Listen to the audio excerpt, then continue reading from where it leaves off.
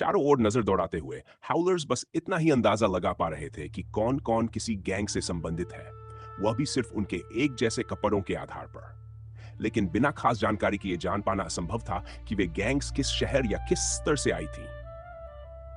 एक नई गैंग होने के नाते उनके लिए सबसे महत्वपूर्ण बात थी टियर 1 शहरों में जमे हुए ताकतवर ग्रुप से किसी भी प्रकार के कॉन्फ्लिक्ट से बचना।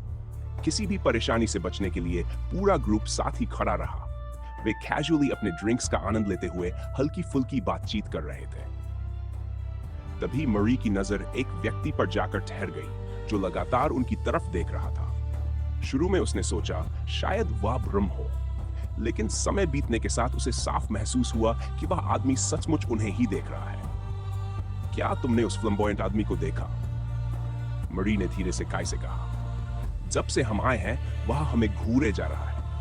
उसकी रीढ़ की हड्डी में सिहरन दौड़ गई। अजीब बात यह थी कि वह व्यक्ति छिपाने की कोशिश भी नहीं कर रहा था। एक बार तो उसने मुस्कुराकर हाथ भी हिलाया। मैंने देखा है, काय ने शांत स्वर में जवाब दिया, लेकिन भीतर हल्की बेचैनी थी। मुझे नहीं पता वह क्या चाहता है। हाउलर्स अभी उस स्तर पर नहीं पहुंचे थे कि कोई टियर 1 गैंग उन पर विशेष ध्यान दे। और वह आदमी इतना फ्लैशी, उसकी उपस्थिति ही अलग थी। एक गैंग लीडर के बेटे होने के कारण काय अंडरवर्ल्ड के बारे में दूसरों से कहीं अधिक जानता था। वह उस आदमी को कैसे नहीं पहचान सकता था? लाल रंग के डाइड टिप्स, लंबा रेड ओवरकोट, सफेद फर हुड, उसका पूरा व्यक्तित्व मानो चिल्ला रहा था, मुझे देखो। वह था सिन। आसपास मौजूद लोग उससे दूरी बनाए हुए थे। कुछ लोग उसके पास आने की हिम्मत नहीं कर रहे थे, तो कुछ जानबूझकर उससे दूर खड़े थे। बाकी किंग्स से अलग सिन ने हमेशा खुद को ओपनली प्रदर्शित किया था। उसने पूरे देश को दिखा दिया था कि किंग्स क्यों किंग्स कहलाते हैं। अतीत में एक टियर 2 गैंग ने उससे संबंधित एक वस्तु चुरा ली थी। सिन ने उन्हें एक मौका दिया वस्तु लौटाने का। बिना सवाल, बिना शर्त उन्होंने मना कर दिया। आमतौर पर गैंग वॉर्स हफ्तों, कभी कभी महीनों तक चलती हैं। टेरिटरीज, बिजनेसेस, एसेट्स सब दांव पर होते हैं। पुलिस, मेयर, दूसरी गैंग्स सब बीच में कूद पड़ते हैं। लेकिन सिन ने सिर्फ एक दिन में पूरी गैंग मिटा दी। इतना ही नहीं, उसने पेशेवर वीडियोग्राफर्स हायर किए थे ताकि उसकी शक्ति का प्रदर्शन पूरे देश में फैल सके। वीडियो महीनों तक चर्चित रहा और सबसे भयावह बात, उसे कोई सजा नहीं मिली। वह अपने शहर लौटा जैसे कुछ हुआ ही न हो। उस घटना के बाद टियर 1 शहरों का माहौल बदल गया। लोअर सिटीज ने समझ लिया आदेश का पालन न करने की कीमत क्या होती है। अब किंग्स जो कहते वह होता। अंडरडॉग्स, ग्रे एलिफेंट्स दोनों ही हायर ग्रुप्स के लिए काम करते थे। काय ने सोचा, क्या सिन का उनसे कोई संबंध है या उसने उनके साथ बिजनेस किया था? अगर ऐसा है तो हम में से 3 भी मिलकर उसका सामना नहीं कर पाएंगे। गेरी भी यहां होता तब भी फर्क नहीं पड़ता। काय ने जानबूझकर ऐसा दिखाया जैसे उसने सिन को देखा ही नहीं। जब तक वह खुद पास ना आए, हाउलर्स चुप ही रहेंगे। समय बीता गया। गार्डन एरिया में भीड़ बढ़ती चली गई। अब वहां लगभग 500 लोग मौजूद थे, देश के अलग अलग हिस्सों से आए हुए। डार्क गिल्ड विदेशों में भी ऑक्शंस आयोजित करता था, लेकिन यह उनका होमलैंड था। यहां वे अपने सबसे बेहतरीन आइटम्स रखते थे। ऑल्टर्ड की शक्ति किसी देश की ताकत का प्रतीक बन चुकी थी। शायद यही कारण था कि सरकार गैंग्स पर इतनी लीनियंट थी। ऑल्टर्ड सॉल्यूशंस और डीएनए पर लगभग कोई रेगुलेशन नहीं था। लेकिन अब हालात नियंत्रण से बाहर हो चुके थे। आखिरकार एक ग्रुप उनकी ओर बढ़ा, बातचीत शुरू करने के इरादे से। व्हाइट रोज जैसी शक्तियां मौजूद थी, पर वे टॉप पावर हाउसेस को रोकने के लिए बहुत छोटी और कमजोर थी। और अब हाउलर्स इस वर्ल्ड ऑफ गैंग्स के बीच खड़े थे, जहां हर मुस्कान के पीछे छिपा था खतरा। मैंने आप लोगों को यहां पहले कभी नहीं देखा। पहली बार आए हैं? एक उम्रदराज सज्जन ने विनम्र स्वर में पूछा। उन्होंने एक साफ सुथरी शर्ट और ब्लेजर पहन रखी थी, जो मुश्किल से उनके उभरे हुए पेट को ढक पा रही थी। उनके पीछे 2 आदमी खड़े थे, जिनकी कमर के पास वेपन्स बंधे हुए साफ दिखाई दे रहे थे। वे हाउलर्स को ध्यान से परख रहे थे। बाकी सबने तुरने की ओर देखा, जैसा पहले ही किया गया था। फॉक्स मास्क पहने किशोर आगे बढ़ा। वह जानता था कि उनके नए लुक और नई पहचान से ध्यान आकर्षित होगा। अब तक किसी बड़े ग्रुप ने उनसे संपर्क नहीं था, और यही वह चाहता भी था। उसकी उम्मीद थी कि उनसे कोई लोअर टियर शहर का व्यक्ति बात करे। हायर टियर ग्रुप्स के पास से ही पर्याप्त कनेक्शंस होते हैं। मुझे नहीं लगता कि हम अकेले हैं जो आज यहाँ आए हैं, काय ने शांत स्वर में कहा। हम स्लोव से हाउलर्स हैं। शायद आपने हमारे बारे में सुना हो। आपसे मिलकर खुशी हुई, मिस। उसने हाथ आगे बढ़ाया। वृद्ध व्यक्ति ने हाथ मिलाया। वेयरवुल्फ की ग्रिप महसूस करते ही और करीब से देखने पर उसके चेहरे पर हल्का आश्चर्य उभरा। मेरा नाम हैरी कार्डेनेज है। मैं कार्डेनेज इलेक्ट्रॉनिक्स का प्रतिनिधित्व करता हूं, उसने कहा। फिर उसने बाकी सदस्यों को देखा। उनकी कम उम्र साफ झलक रही थी। मुझे लगा था मैं आपको पहचानता हूं, लेकिन आप लोग मेरी अपेक्षा से कहीं छोटे हैं। सच कहूं तो मैं थोड़ा आश्चर्यचकित हूं कि आप यहां मौजूद हैं। क्यों नहीं होना चाहिए? खाई ने सहजता से जवाब दिया। हमें कुछ चीजों की जरूरत है और कनेक्शंस बनाना हमेशा अच्छा होता है। आपकी कंपनी भी तो टियर 3 शहर में स्थित है, आप समझ सकते हैं। वह हल्का सा मुस्कुराया। इलेक्ट्रॉनिक्स के बूम के कारण आपकी कंपनी ने काफी एक्सपेंशन किया है। शायद ब्राइटहम टाउन अकेले आपकी डिमांड को संभालने के लिए पर्याप्त नहीं रहा। आप जानते हैं, स्लो। हैरी ने हाथ उठाकर उसे रोक दिया। मुझे स्वीकार करना होगा, मैंने आपको कम आंका था। आपने अच्छा रिसर्च किया है, लेकिन अभी हमारे बीच बात करने का कोई फायदा नहीं है। वह थोड़ा झुका। जब तक आपके पास अपने शहर की की नहीं है। यह सुनकर खाई मुस्कुराया। उसने हल्का सा झुककर उन्हें विदा किया। जैसे ही वे दूर गए, इनू ने फुसफुसाते हुए पूछा, यह क्या था? अगर बिजनेस नहीं करना था तो वह आया ही क्यों? वह इंटरेस्टेड है, खाई ने तुरंत सुधार किया। लेकिन हम अकेले नहीं हैं जिन्होंने रिसर्च किया है। बाकी सब सोच में पड़ गए। अंडरडॉग्स खत्म हो चुके थे, ग्रे एलिफेंट्स भी। फिर समस्या क्या थी? खाई ने गहरी सांस ली। तुम लोगों ने शायद नोटिस नहीं किया, लेकिन कोई हमें पीछे से रोक रहा है। असली समस्या हमारा मेयर है। स्लो का मेयर बेन क्लोव। उसके नियंत्रण में कई मीडियम साइज्ड गैंग्स थी। अकेले वे कमजोर थी, लेकिन एकजुट होकर वे उतनी ही परेशानी खड़ी कर सकती थीं जितनी ग्रे एलिफेंट्स या अंडरडॉग्स ने की थी। उन्होंने पहले ही योजना बनाई थी कि अंडरडॉग्स और ग्रे एलिफेंट्स की लड़ाई के बाद शहर पर कब्जा कर लेंगे, लेकिन हाउलर्स ने भी से बदल दिया। अब मेयर अलग तरीके से लड़ रहा था। नए कंस्ट्रक्शन प्रपोजल्स को रिजेक्ट करना, टैक्स कट्स रोक देना, हाउलर्स एलटीडी के नाम से जुड़े हर कॉन्ट्रैक्ट को कानूनी जाल में फंसा देना।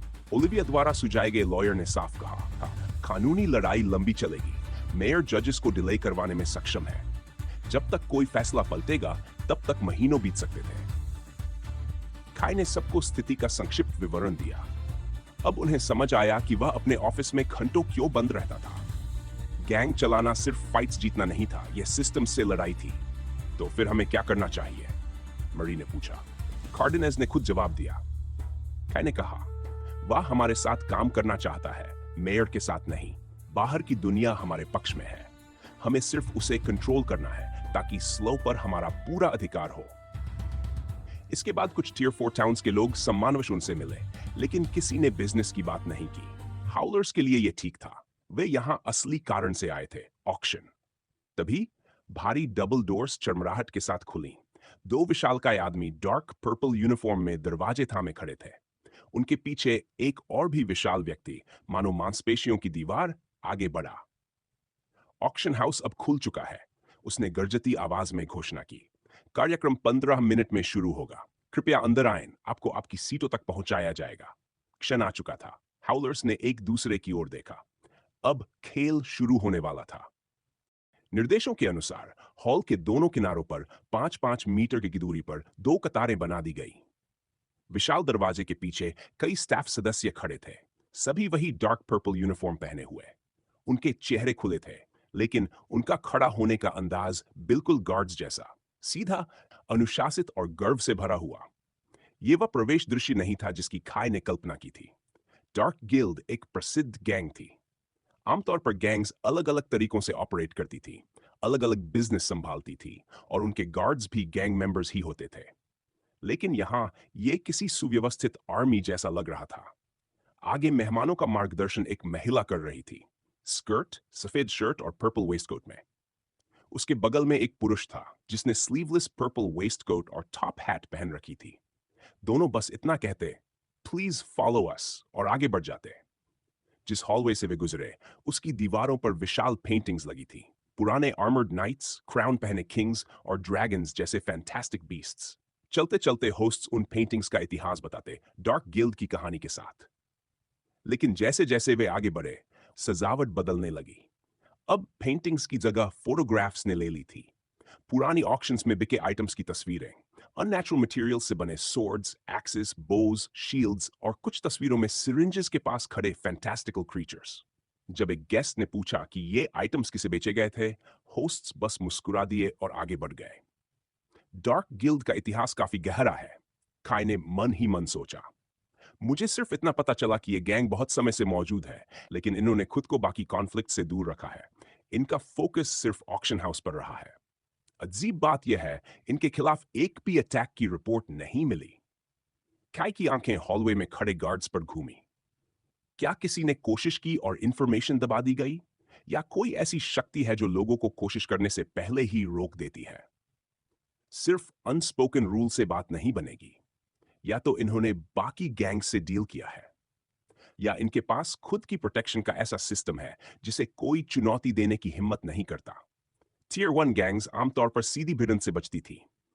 एक बड़ा क्लैश पूरे देश में ख्यास फैला सकता था, लेकिन छोटे डिस्प्यूट्स तो हर जगह होते थे। ईगो, प्राइड, प्रूव करने की जिद। हर बड़े ग्रुप के खिलाफ कभी न कभी कोई रिपोर्ट आई थी, सिवाय डार्क गिल्ड के। अगर हमें टॉप तक पहुंचना है तो अभी बहुत लंबा रास्ता तय करना है। काय ने चुपचाप आकलन किया, तभी दोनों गाइड्स रुक गए। महिला ने सोप्रानो आवाज में घोषणा की, टीयर 1 सिटीज से आए सभी गेस्ट्स कृपया मेरे साथ ऊपर गैलरी सीटिंग में आएं। वहां बार और रिफ्रेशमेंट्स उपलब्ध हैं। उसने सीढ़ियों की ओर इशारा किया। पुरुष ने गहरी बैरिटोन आवाज में जुड़ा, बाकी गेस्ट्स कृपया मेरे साथ नीचे अपनी सी सीट्स पर चलें। नीचे भी एक बार एरिया था जो भुगतान करने वालों के लिए खुला था। आई गेस हमेशा कोई न कोई आपसे ऊपर होता है, इन्होंने लंबी सांस लेते हुए कहा। लेकिन उसकी आह का कारण अलग था। Good bye pretty ladies. ओह, मुझे लगा तुम्हारी नजर सिर्फ एक पर रहती है, ऑस्टिन ने चिढ़ाया। शायद अगली बार केविन, और उसका नाम क्या था, उससे मिलने मैं भी साथ चलूं? Will you get out of the way?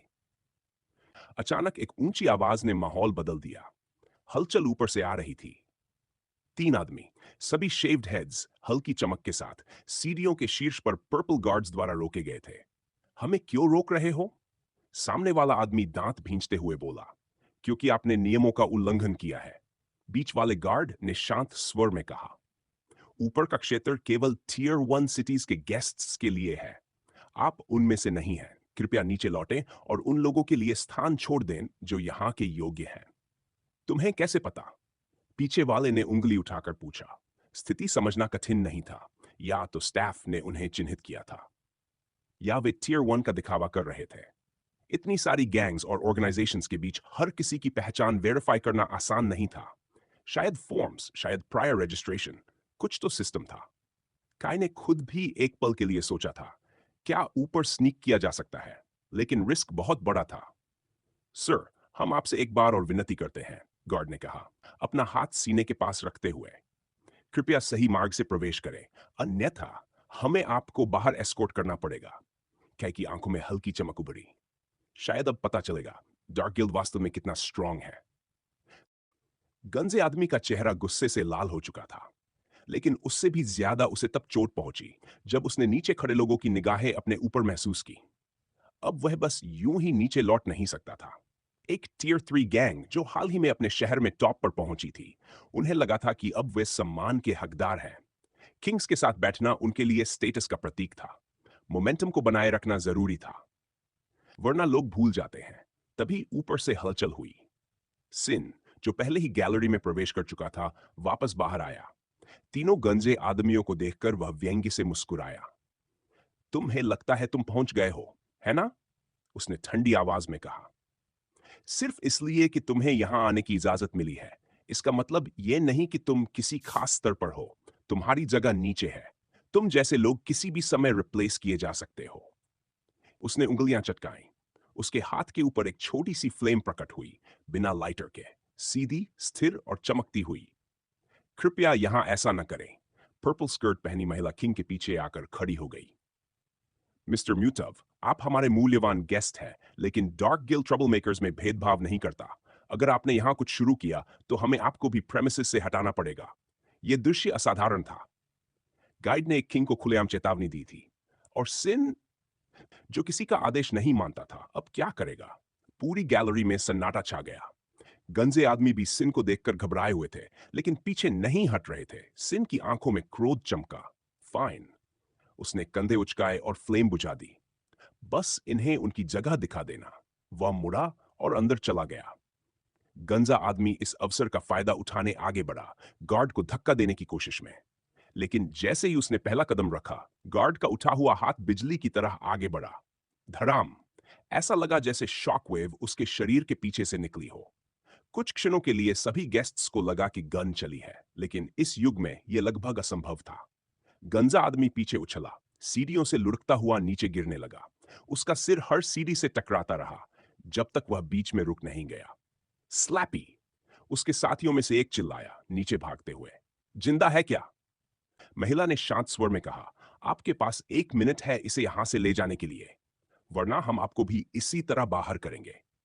फिर उसने मुस्कुराकर घोषणा की, डियर गेस्ट्स, कृपया इस छोटी घटना को नजरअंदाज करें और इवेंट का आनंद लें।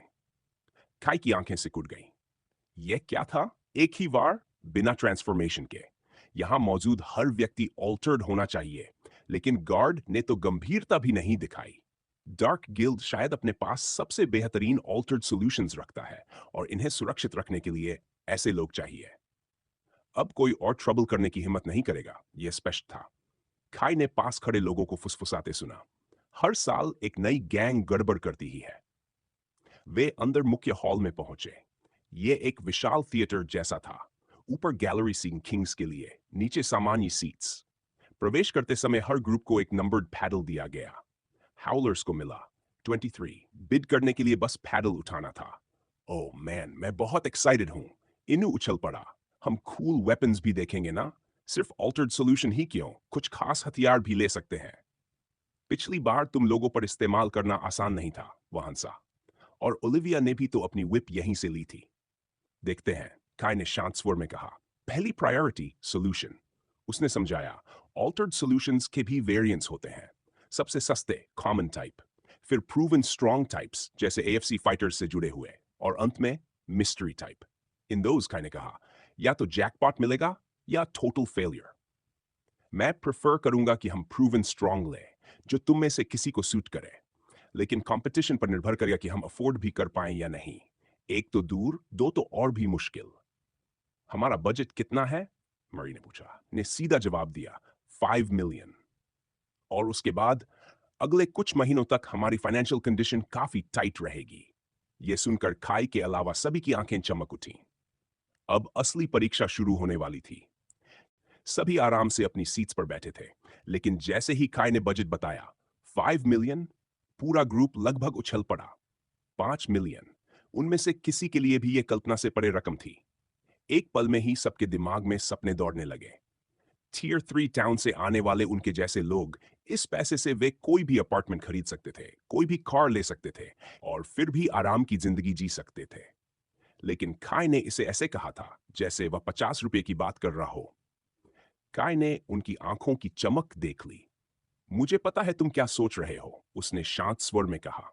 लेकिन यह दिखाता है कि तुम्हें अंदाजा नहीं है कि हमारी जैसी ऑर्गेनाइजेशन चलाने में कितना खर्च आता है।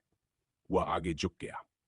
हम प्रोटेक्शन मनी कमाते हैं, हाँ, लेकिन हमारे पेरोल पर दर्जनों लोग हैं। हमारी प्रॉपर्टीज के मेंटेनेंस कॉस्ट्स हैं। बिजनेसेस हैं जिनमें रीइन्वेस्ट करना पड़ता है। उसने उदाहरण दिया, गैरी जिस अपार्टमेंट ब्लॉक में रहता था, पूरे बिल्डिंग को रेनोवेट करने के लिए रकम काफी है। लेकिन स्लफ में ऐसे कितने ब्लॉक्स हैं? सब चुप हो गए। और ये लिक्विड फंड इकट्ठा करने के लिए, काय ने आगे कहा, मुझे अंडरडॉग्स की कुछ बिल्डिंग्स बेचनी पड़ी जल्दी में, और मेयर की इंटरफियरेंस के कारण हमें कम कीमत मिली, लेकिन उनके कॉस्ट्स हम फिलहाल उठा नहीं सकते थे। उसने ऊपर गैलरी की ओर देखा। और याद रखो, ऊपर बैठे लोगों के लिए यह पॉकेट चेंज हो सकता है। यहां जो भी बिड करने आया है, वह किसी टाउन, सिटी या कॉर्पोरेशन का लीडर है। वर्स्ट केस हम खाली हाथ लौट सकते हैं। कमरे में सन्नाटा छा गया। ऑल्टर्ड डीएनए, यह कोई लग्जरी आइटम नहीं था, यह सर्वाइवल था, पावर था। तो अगर हम कुछ नहीं खरीदते, इन्होंने धीमे से कहा, तो पैसा हमारे पास ही रहेगा, सही? धप! मैरी ने उसके सिर पर जोर से थप्पड़ मारा। आवाज इतनी तेज थी कि आसपास के लोग पलटकर देखने लगे। मैरी थोड़ी शर्मिंदा हुई, लेकिन बोली, तुमने कुछ सुना भी था? स्लम में इस पैसे के कितने काम हैं? मेयर तो कुछ करने वाला नहीं। इन्होंने सिर सहलाते हुए कहा। तो फिर हम अपने किसी जानने वाले को अगला मेयर क्यों नहीं बनवा देते? गैंग का इन्फ्लुएंस है हमारे पास, वोट्स दिलवा सकते हैं। ओलिविया, वो हम में सबसे बड़ी है, लोग उसे जानते भी हैं। काय ने ठुड्डी पर हाथ रखा। विचार बुरा नहीं था। ओलिविया, लेडी बॉस, शायद परफेक्ट कैंडिडेट न हो, लेकिन आइडिया में दम था। जब बाकी लोग चर्चा कर रहे थे, काय ने क्वाइटली अपनी सुपर हियरिंग एक्टिवेट की। आसपास की कॉन्वर्सेशन साफ सुनाई दे रही थी। नीचे की सीटिंग में अधिकतर नई गैंग्स थी, टियर 3 और टियर 4 टाउन से। वहां क्राइम ज्यादा था, कंपटीशन ज्यादा था और लीडर्स जल्दी जल्दी बदलते थे। हाउलर्स भी नई गैंग थे, लेकिन न्यूज में आने के कारण उन्हें थोड़ा ज्यादा सम्मान मिल रहा था। ऊपर से मास्क्स ने उन्हें मिस्टीरियस बना दिया था। उनके बाएं तरफ बैठी थी एक ऑल फीमेल गैंग, एमेजॉन्स, अपने होम टाउन में काफी पॉपुलर और एस्टैब्लिश्ड। दाईं ओर बिल्कुल उल्टा दृश्य, no land gang, neon green बाल, टूटे दांत, फटे कपड़े। अगर ये कोई और जगह होती तो उन्हें होबो समझ लिया जाता, लेकिन ये उनका स्टाइल था, एक टियर 4 गैंग का। खाई एज सीट पर बैठा था, पार्शली स्ट्रेटजी, पार्शली इसलिए कि उन्हें उनकी बदबू से दूरी चाहिए थी। उसके बगल वाला आदमी मुस्कुराया, सिल्वर टीथ चमकाते हुए। अरे, तुम्हारा बॉस नहीं आया? उसका मास्क अलग था ना? उसने पूछा। खाई ने मुस्कान दबाते हुए जवाब दिया, उसे खुद आने की जरूरत नहीं। ये फाइट नहीं, सिर्फ ऑक्शन है। एंजॉय करो, है ना? वह आदमी आर्म रेस्ट पीते हुए चिल्लाया। सही कहा। ओए, शुरू करो। उसके गैंग मेंबर्स भी चिल्लाने लगे, जैसे सिग्नल मिला हो। स्टेज पर स्पॉटलाइट जली और उसके नीचे खड़ा था वही टॉप हैट वाला आदमी जिसने एंट्रेंस से ग्रुप को लीड किया था। अब असली खेल शुरू होने वाला था। आज यहां आने के लिए आप सभी का धन्यवाद।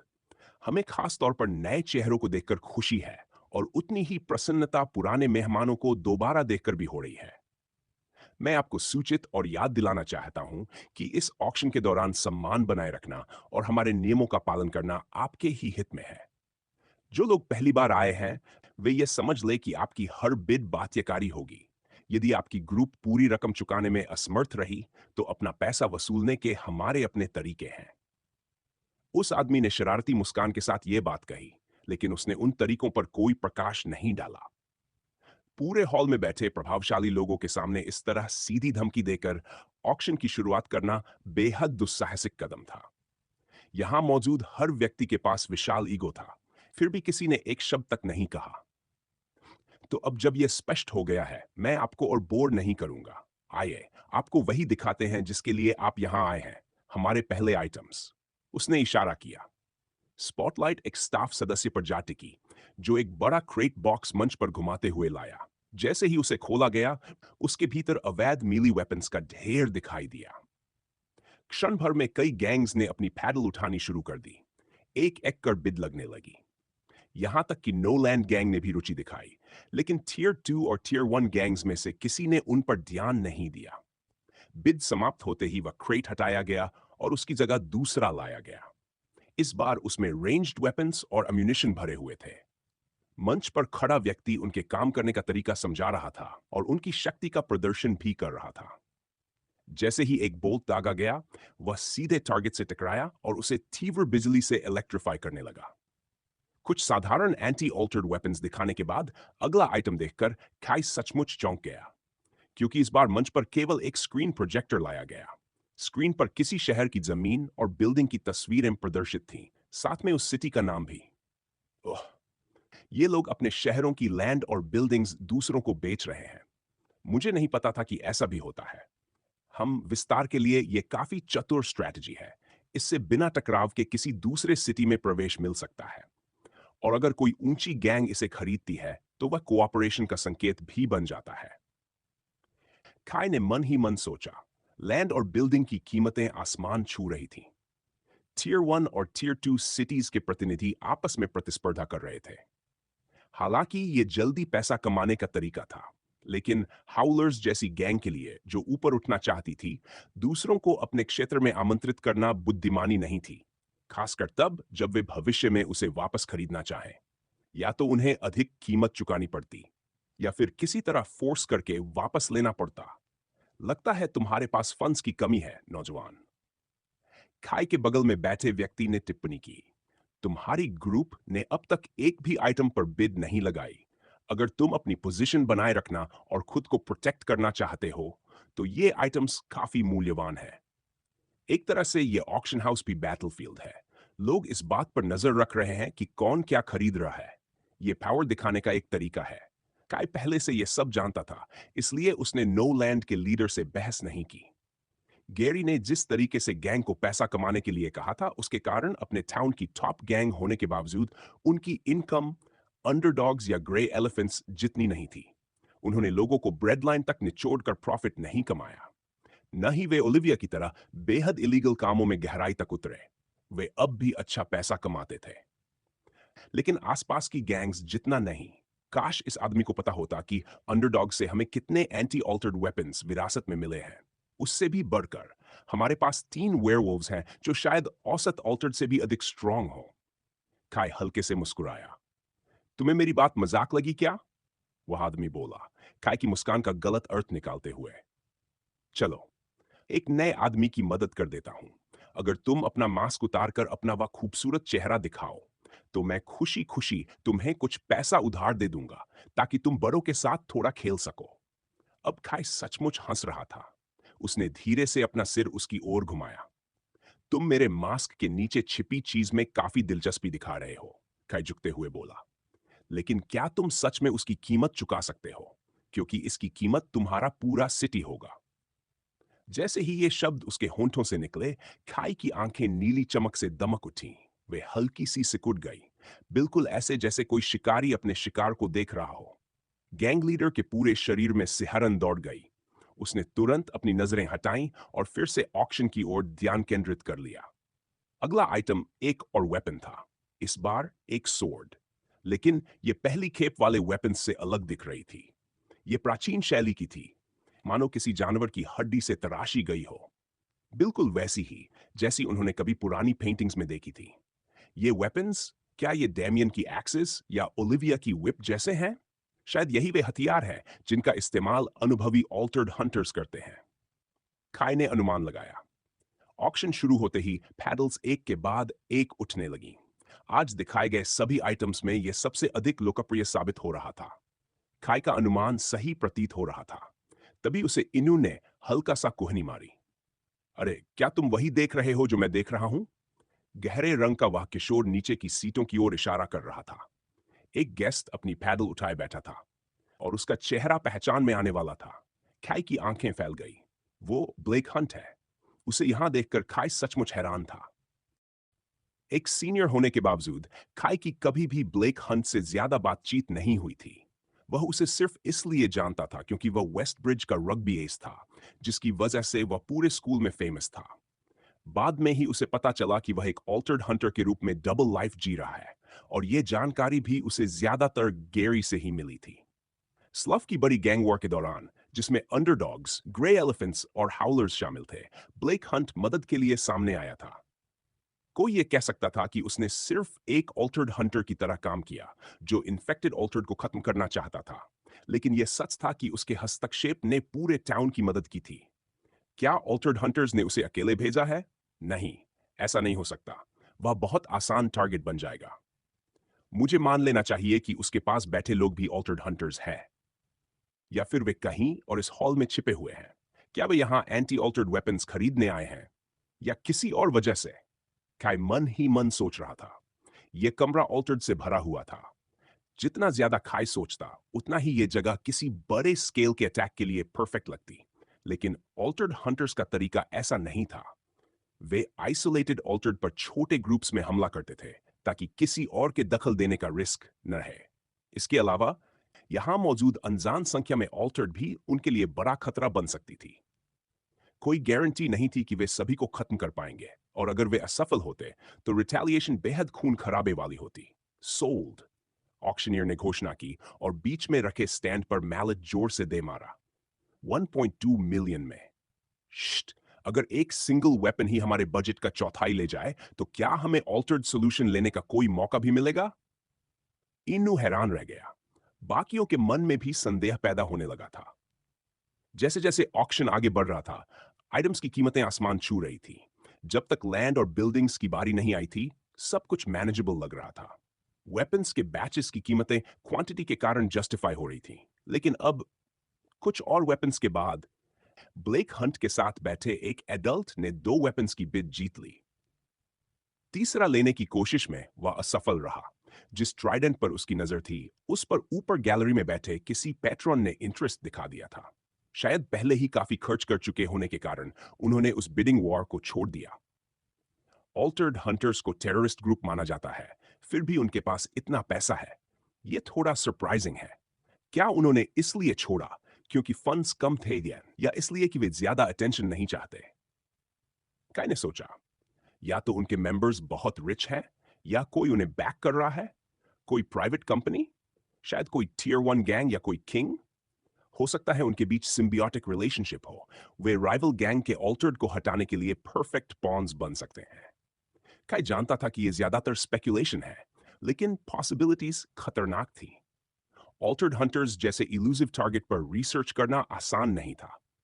ब्लेक की तरह उनके मेंबर्स दिन में सामान्य लाइफ जीते थे। पहचान पाना लगभग इम्पॉसिबल था।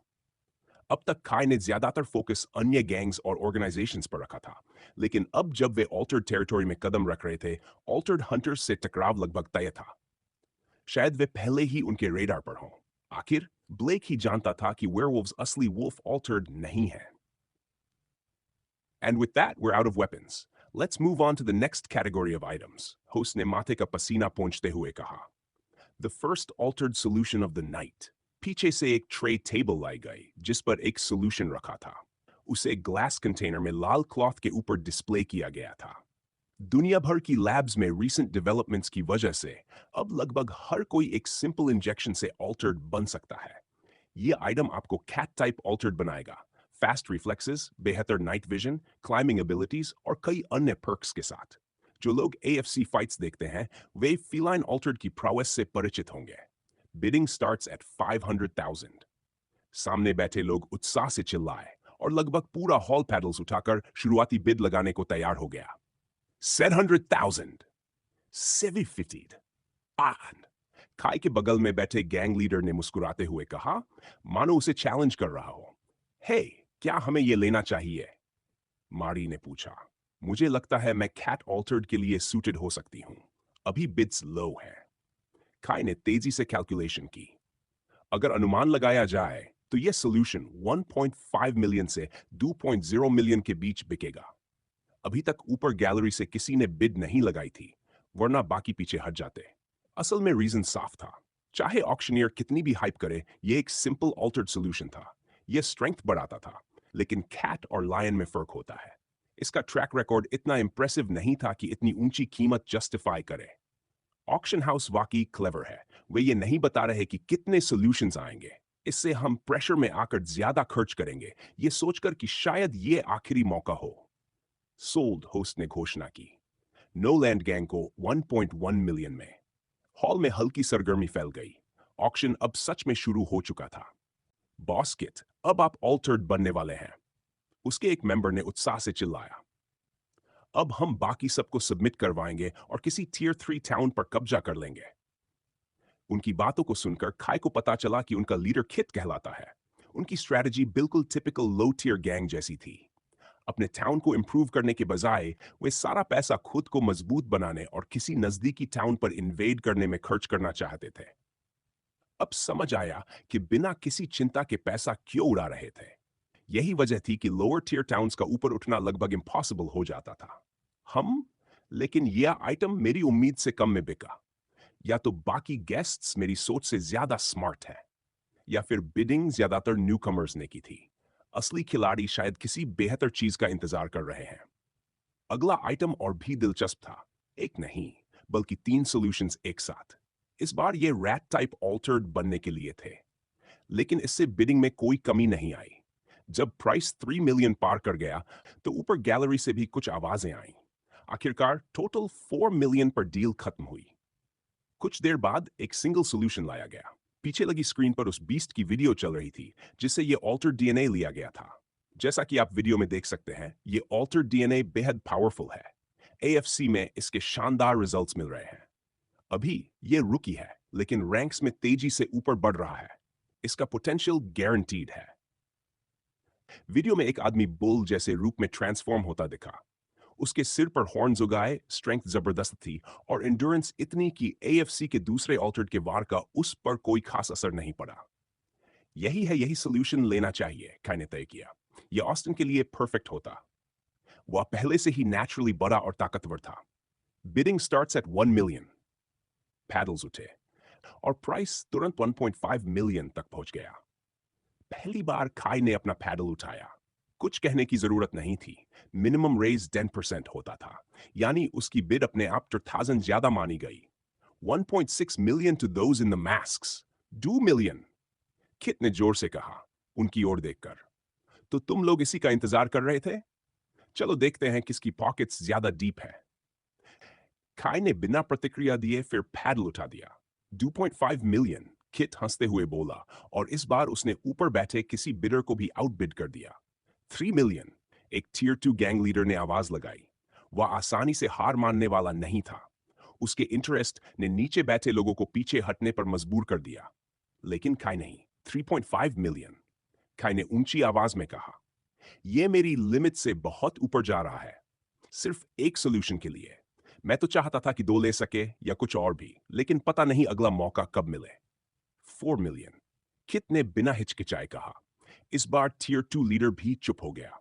इतना ओवरपे करना बेवकूफी लगता। क्या यह सिर्फ मुझे हराने के लिए कर रहा है? काई ने सोचा। काई ने फिर पैडल उठाया, लेकिन किट ने भी। प्राइस 4.2 मिलियन हो गया। काई ने भारी सांस ली और पैडल नीचे रख दिया।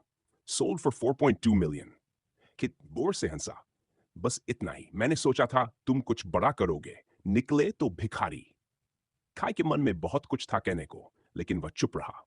उसे यकीन था कि डार्क गिल्ड बेस्ट आइटम्स अंत में रखेगा। यह तो बस शुरुआत थी, लेकिन एक समस्या थी। अगर अगला सोल्यूशन बहुत रेयर हुआ तो वे अफोर्ड नहीं कर पाएंगे। यानी अगर कुछ लेकर जाना है तो जल्दी डिसीजन लेना होगा। अब ऑडियंस को एंटरटेन करने के लिए अगला आइटम एक मिस्ट्री सोल्यूशन होगा। होस्ट ने घोषणा की। डार्क गिल्ड गारंटी करता है कि यह ऑल्टर्ड डीएनए पहले कभी नहीं देखा गया। बाकी सब चांस पर है। यह आपको बस थोड़ा स्ट्रॉन्गर ह्यूमन बना सकता है, या बेहद पावरफुल भी। रिस्क आपका है। 2 मिलियन, काई ने तुरंत कहा। स्टार्टिंग बिड का दोगुना। उसे उम्मीद थी कि लोग डर जाएंगे। तुम्हें मुझे पहले थ्रेट नहीं करना चाहिए था, किट ने तिरस्कार से कहा। अब मैं हर वो चीज खरीदूंगा जो तुम चाहोगे। 3 मिलियन। अब जो थोड़े इंटरेस्टेड थे वे भी पीछे हट गए। सबकी नजरें अब इन दोनों गैंग्स पर थीं। काई ने सीधा उसकी ओर देखा। उसकी आईज चमकदार ब्लू ग्लो में जल रही थी। मैं आखिरी बार वार्निंग दे रहा हूं, पीछे हट जाओ। अगर तुमने हमें क्रॉस किया तो मैं खुद तुम्हारे गंदे टाउन में आकर तुम्हारी गैंग के हर मेंबर को बिना लिम्स के छोड़ूंगा। गुस्से में उसे एहसास नहीं हुआ कि उसके मुंह से शार्प फैंग्स निकल आए थे और नेल्स क्लॉज में बदल गए थे। 5 मिलियन, काई ने पूरी ताकत से दहाड़ते हुए कहा, एक असली हाउल की तरह। ऊपर से सिन ये सब देखकर मुस्कुराया। डेस्परेट लोग ही मिस्ट्री सोल्यूशन पर इतना दांव लगाते हैं, लेकिन मानना पड़ेगा उसकी आवाज इंटिमिडेटिंग थी। उसकी बॉडी लैंग्वेज साफ बता रही थी, अगर उसने मुंह खोला तो काई उस पर छपट पड़ेगा। किट चुप रहा। Sold for 5 million to the fellow in the fox mask. Hall में सन्नाटा छा गया। काई ने अपना पूरा बजट लगा दिया था। जब हाउलर्स ने सुना कि काई ने पूरा 5 मिलियन का बजट एक ही ऑल्टर्ड सोल्यूशन पर दांव पर लगा दिया है, तो एक पल के लिए सबकी धड़कन जैसे रुक गई। गेवल गिरने के बाद भी उनके चेहरों पर खुशी नहीं थी। गैंग की फाइनेंसेस की जिम्मेदारी जिनके कंधों पर थी, वे बस यही उम्मीद कर सकते थे कि उनके डिफैक्टो लीडर के इस फैसले के पीछे कोई ठोस कारण हो। काई ये झूठ नहीं बोल सकता था कि उसकी इमोशंस का इसमें कोई असर नहीं था, लेकिन यह पूरी तरह बिना लॉजिक के भी नहीं था। यह एक कैलकुलेटेड रिस्क था। अगर कोई और उनसे ऊंची बिड लगा देता तो हाउलर्स के पास कुछ करने को नहीं बचता। उस स्थिति में तो मानो वे पहले ही मान लेते कि उनका पूरा बजट 5 मिलियन तक सीमित था। वेयरवुल्फ ने यह दाव इस सोच के साथ लगाया था कि बाकी लोग अपने पैसे रोक कर रखेंगे, क्योंकि डार्क गिल्ड हर बार और बेहतर आइटम सामने ला रहा था। यह पहला मिस्ट्री सोल्यूशन था, मतलब आगे और भी आएंगे। अगर यही अंतिम आइटम होता तो लोग ओवरपे करने का रिस्क लेकर भी इसे खरीद लेते। रिस्क का एक हिस्सा यह भी था कि उसे डार्क गिल्ड पर भरोसा करना था कि यह सच में कभी इस्तेमाल न किया गया मिस्ट्री सोल्यूशन है।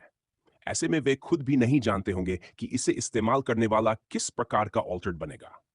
इसलिए पहला या आखिरी सॉल्यूशन खरीदने में कोई फर्क नहीं पड़ता। दोनों गैम्बल ही थे।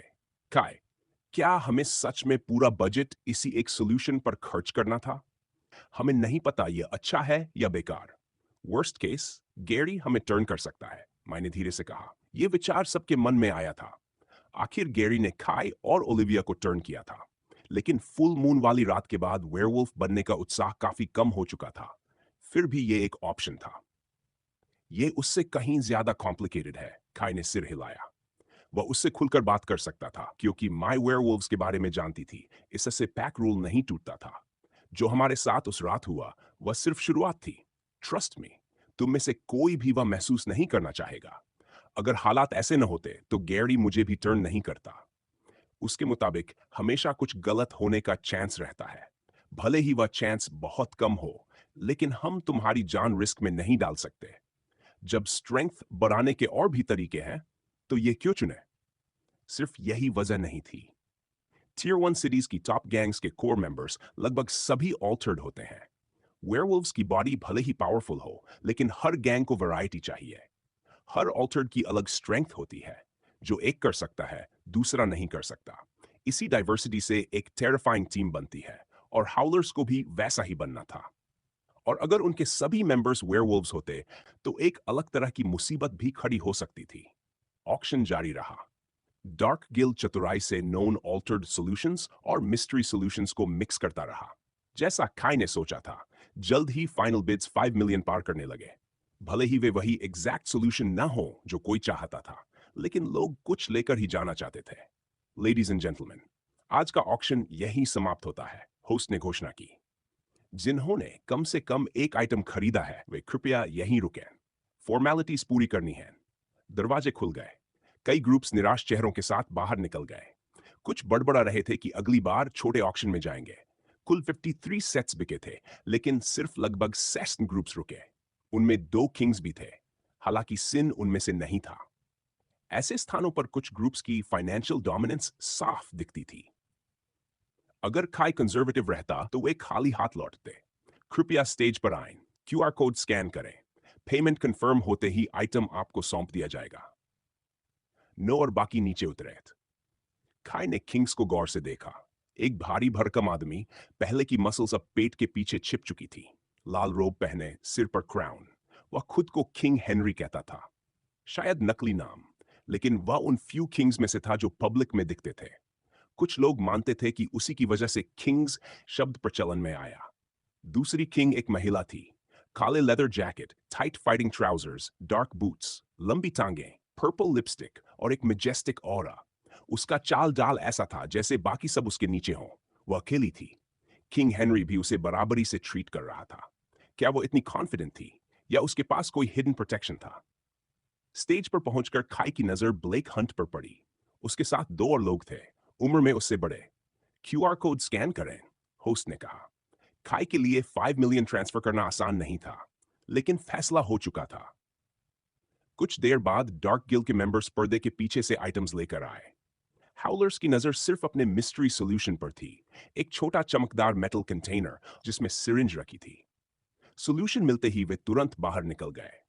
खाई ने पहले ही कहा था, ज्यादा देर मत रुकना। शायद नो लैंड गैंग या ऑल्टर्ड हंटर्स फाइट ढूंढ रहे हो। टाइलर, कार ले आओ, यहां से निकलते हैं। वे ऑक्शन हाउस और फिर शहर से बिना किसी ट्रबल के निकल गए। कार में बैठते ही सबकी नजर उस सिरिंज पर टिक गई, अजीब तरल से भरी हुई। कम से कम एक सॉल्यूशन तो मिला, इन्होंने कहा।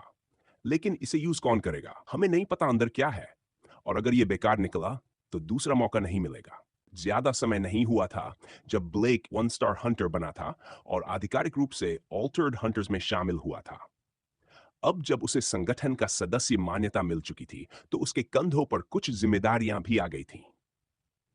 अब वह पहले की तरह अपने पिता के साथ स्थानीय हंट्स पर सिर्फ साथ जाने वाला लड़का नहीं रहा था। असल में ओजक्स हंट अब ज्यादातर समय बाहर रहता था। ऑर्गेनाइजेशन की ओर से उसे उस रहस्यमय ब्लैक लिक्विड से जुड़े महत्वपूर्ण टास्क्स के लिए बुलाया जाता था। यही एक ऑल्टर्ड हंटर की जिम्मेदारी थी, जब भी संगठन बुलाए जवाब देना। और इसी कारण ब्लेक इस समय यहां मौजूद था। हंटर्स ये चुन सकते थे कि वे कहां रहना चाहते हैं और गाइडलाइंस के भीतर रहते हुए अपने तरीके से काम भी कर सकते थे। वे गाइडलाइंस सख्त कानून नहीं थी, लेकिन उनका पालन करना अनिवार्य था। अब एक 1 स्टार हंटर होने के नाते ब्लेक को लीडर और 5 स्टार हंटर्स द्वारा तय किए गए मिशंस पर बुलाया जा सकता था। इसी वजह से वह इस समय मॉर्फ्रेन सिटी के डार्क गिल्ड ऑक्शन हाउस में खड़ा था। स्टेज पर जिन आइटम्स को उन्होंने खरीदा था, उनका इंतजार करते हुए 3 लोग खड़े थे। ब्लेक, एक और 1 स्टार हंटर और एक 3 स्टार हंटर। यह पहली बार था जब ब्लेक इन लोगों के साथ काम कर रहा था। उन्हें बस इतना बताया गया था कि आज उन्हें एक बड़ा टास्क पूरा करना है। दूसरा 1 स्टार हंटर ब्लेक से थोड़ा बड़ा यूनिवर्सिटी स्टूडेंट था। लगभग 6 फुट 4 इंच लंबा, काले बाल और चेहरे पर हमेशा गंभीर एक्सप्रेशन। उसने अपना परिचय केन के रूप में दिया था। हालांकि उनके स्टार्स समान थे, लेकिन उसकी प्रमोशन पहले हुई थी, इसलिए वह सीनियर माना जाता था। तीसरा था जॉश, मिड 20s में एक 3 स्टार हंटर। केन की गंभीरता के विपरीत जॉश मिलनसार था। चेहरे पर हल्की मुस्कान, बीच से बाटे हल्के भूरे बाल। वह एक चार्मिंग जेंटलमैन जैसा दिखता था। इन लोगों को ऑक्शन के लिए इसलिए चुना गया था क्योंकि वे ऑल्टर्ड हंटर एसोसिएशन के अपेक्षाकृत नए सदस्य थे। रात की आउटिंग्स के दौरान सभी ऑल्टर्ड हंटर्स को मास्क पहनना अनिवार्य था, लेकिन फाइट्स में मास्क टिके रहें इसकी गारंटी नहीं थी। सीनियर मेंबर्स के चेहरे पहले ही Tier 1 गैंग्स तक पहुंच चुके थे, इसलिए उनका ऑक्शन में आना जोखिम भरा था। वैसे भी वे वहां ट्रबल खड़ा नहीं करना चाहते थे। तो हार्मलेस दिखने वाले कुछ यंग मेंबर्स से बेहतर कौन हो सकता था जिन्हें भेजकर नए वेपन्स खरीदे जाएं? अब तक उनका पहला टास्क सफल रहा था। सब स्मूथ था, लेकिन स्टेज पर खड़े खड़े ब्लेक के हाथों में हल्का पसीना आने लगा था। यह मेरी पहली ग्रुप आउटिंग है, मुझे अच्छा परफॉर्म करना होगा। पिताजी तक इसकी खबर जरूर पहुंचेगी। अब भीड़ के हटने के बाद उसने आसपास के लोगों को गौर से देखा। उसकी नजर ब्लैक और गोल्ड यूनिफॉर्म पर पड़ी। ये वही कलर्स हैं जो गैरी और उसकी गैंग पहनते थे।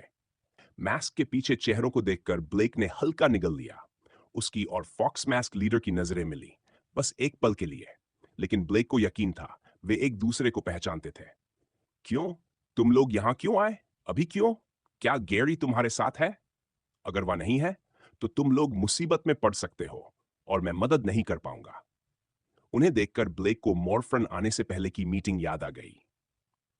स्लाउ मीटिंग ब्लेक को स्लो में उसके पिता के डोजो पर बुलाया गया था। वह इधर उधर टहल रहा था। टेबल और चेयर्स पहले से सजा चुका था। आज ऑल्टर्ड हंटर एसोसिएशन के कई सदस्य उससे मिलने वाले थे और मीटिंग के लिए उसकी जगह चुनी गई थी। स्पीकर बजा, कोई दरवाजे पर था। फ्रंट गार्डन पार करते हुए उसने कैमरा चेक किया। 5 लोग खड़े थे। उसने तुरंत दरवाजा खोला और झुककर अभिवादन किया। आप सभी सीनियर से मिलना मेरे लिए सम्मान की बात है।